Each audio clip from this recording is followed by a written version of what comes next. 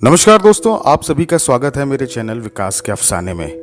आज हम आपको एक ऐसी जगह के बारे में बता रहे हैं जो हाल ही में थाईलैंड के खोंगलुंग के पास एक निर्जन स्थान में पाई गई है। ये निर्जन स्थान ब्यूंग कोंग लॉन्ग, जो कि ब्यूंग कोंग प्रोविंस के थाईलैंड एरिया में पड़ता है। ये एक बेहद रहस्यमयी विशाल सांप के आकार की चट्टानी रचना है जो नाका केव नेशनल पार्क में आजकल चर्चा का विषय बनी हुई है। इसे देखकर आप भी चौंक जाएंगे क्योंकि ये एक हूबहू एक दैत्याकार सांप की आकृति में है। एक बड़ी चट्टान, सांप के मुंह के आकार की और कुंडली नुमा चट्टान जिस पर सांप की त्वचा की बनावट एकदम सजीव उकरी हुई है। इसे देखकर ऐसा लगता है कि मानो वास्तव में कोई सांप पत्थर बन गया हो।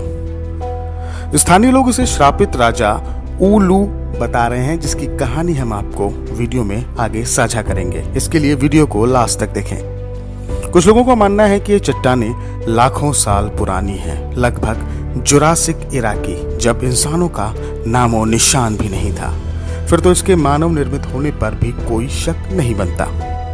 ये आकृतियां अपने में ही न जाने कितने रहस्य समेटे हुए हैं। भारतीय पुराकथाओं में सांपों के बारे में बहुत कुछ लिखा गया है और इस तरह की चट्टानें मिलना न जाने क्यों नागलोक के अस्तित्व की ओर इशारा करते हैं।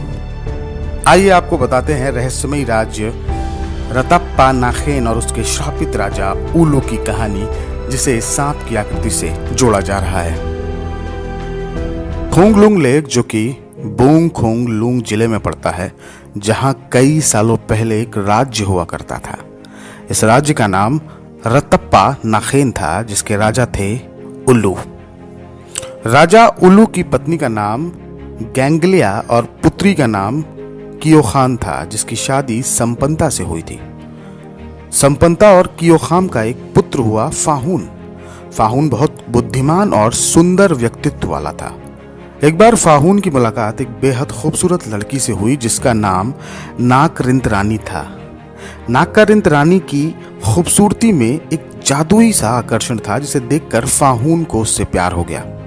समय के साथ दोनों लोग मिलने लगे और उन दोनों के दरमियान एक मोहब्बत ने पनाह लेना शुरू कर दिया। उन दोनों को ऐसा लगने लगा मानो वो एक दूसरे को न जाने कितने सदियों से जानते हैं। फाहून ने नाकारिंता रानी के आगे शादी का प्रस्ताव रखा और उसे अपने साथ राजमहल में रहने के लिए कहा। नाकरिंत रानी बहुत खुश थी कि फाहून उसे बेइंतहा मोहब्बत करता है, लेकिन नाकरिंत रानी को एक चिंता अंदर ही अंदर खाए जा रही थी कि फाहून को जब यह पता चलेगा कि नाकरिंत रानी इंसान नहीं है तो फाहून उसे छोड़ देगा। नाकरिंत रानी एक सर्प योनि की महिला थी, जिसे वहां की भाषा में नाका कहते हैं। नाकरिंत रानी ने फाहून को पहले देखा था और उसे आकर्षित करने के लिए ही एक स्त्री का रूप लिया था।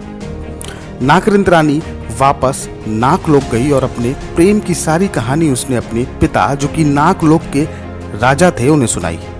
नाकरिंत रानी एक इंसान से शादी करना चाहती थी, लेकिन नाकलोक के राजा बहुत ज़्यादा परेशान थे क्योंकि आज तक कभी भी इंसानों और सांपों की जोड़ी सफल नहीं हुई थी। इसलिए वो अपनी पुत्री का विवाह एक इंसान के साथ कतई भी नहीं करना चाहते थे। नाकलोक के राजा अपनी पुत्री से बहुत प्यार करते थे, इसलिए उसकी इच्छा के आगे उन्हें अपने घुटने टेकने पड़े। नाकरिंत रानी और फाहून की शादी की तैयारियां की गईं और एक बहुत बड़ा समारोह हुआ जो 7 दिनों तक दोनों लोगों रतप्पा नाखेन और नाकलोक में धूमधाम से चला। दो राज्यों के मिलन के संदर्भ में नाकलोक के राजा ने रतप्पा नाखेन के राजा उल्लू को एक बेहद कीमती और रत्न जड़ित ताज उपहार स्वरूप भेंट किया। रतप्पा नाखेन में किसी भी इंसान को नाकरिंत रानी के सांप होने के बारे में नहीं पता था और ना ही ये पता था कि वो नाकलोक के राजा की बेटी हैं। 3 साल बीत गए। फाहून और नाकरिंत रानी के कोई संतान नहीं हुई। संतान का ना होना भी लाजमी था क्योंकि एक सर्प योनि और मनुष्य योनि कभी भी जीव उत्पत्ति नहीं कर सकते थे। इस बात की चिंता नाकरिंत रानी को अंदर ही अंदर खाए जा रही थी और वह बहुत ही बीमार रहने लगी। वो मनुष्य योनि में चिंतित होते हुए बहुत ज्यादा बीमार हो गई तो उसने वापस सर्प योनि में जाने का फैसला किया। तभी एक नौकर ने नागरिंतरानी को मनुष्य योनि से सर्प योनि में बदलते हुए देख लिया। वो नौकरानी उसे देखकर बहुत भयभीत हो गई और वहां से भाग गई। नागरिंतरानी के सांप बनने की कहानी पूरे राज्य में आग की तरह फैल गई। रतप्पा नाखून के लोगों और राजा उल्लू को नागरिंतरानी की असलियत पता लगने पर बहुत दुख हुआ। नागरिंतरानी ने सर्प योनि से मनुष्य योनि में आने की भरपूर कोशिश की, पर बहुत बीमार होने के कारण वो वापस मनुष्य रूप ना ले सकी। नागरिंतरानी राजा और लोगों के दिल से अब निकल चुकी थी। राजा उल्लू ने नाका नरेश को एक पत्र लिखा कि वह अपनी पुत्री को यहाँ से लेकर जाए। वाहून ये सब देखकर अवसाद में चला गया, क्योंकि वह चाहकर भी नागरिंतरानी की सहायता नहीं कर पा रहा था। नाका नरेश अपनी पुत्री से बहुत प्यार करते थे। जब उन्हें अपनी पुत्री की स्थिति के बारे में पता चला तो वह बहुत क्रोधित हुए। वह वापस अपनी पुत्री को लेने गए और राजा उल्लू से वह उपहार में दिया गया ताज वापस मांगा। राजा उल्लू ने उन्हें वह ताज वापस देने से मना कर दिया, क्योंकि वह ताज का उपयोग दूसरी जगह कर चुके थे। नाका नरेश का क्रोध 7वें आसमान पर पहुंच गया और उन्होंने राजा उल्लू से कहा कि वह अपने योद्धाओं और सेना के साथ वापस आएंगे रतप्पा नाखेन का नामो निशान मिटाने के लिए।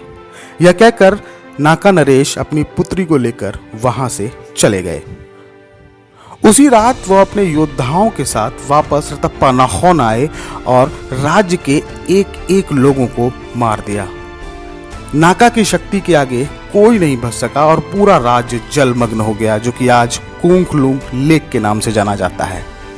नाका महाराज ने राजा उल्लू को एक सांप बना दिया और उन्हें यह श्राप दिया कि वो यहाँ से तब तक नहीं जा पाएंगे जब तक खोंगलुंग वापस एक शहर नहीं बन जाता। और लोगों का मानना है कि यह विशालकाय सर्प की चट्टानी आकृति श्रापित राजा उल्लू हैं, जो कि इंसान से सर्प बन गए थे। नागा केव थाईलैंड पर अगर आपको हमारी रिपोर्ट पसंद आई हो तो प्लीज़ हमारे YouTube चैनल विकास के अफसाने को सब्सक्राइब करना ना भूलें और फेसबुक पेज को लाइक करना ना भूलें। हम यूं ही मिलते रहेंगे वर्चुअल पटल के तले कुछ नए किस्से कहानियों के साथ। अभी के लिए नमस्कार।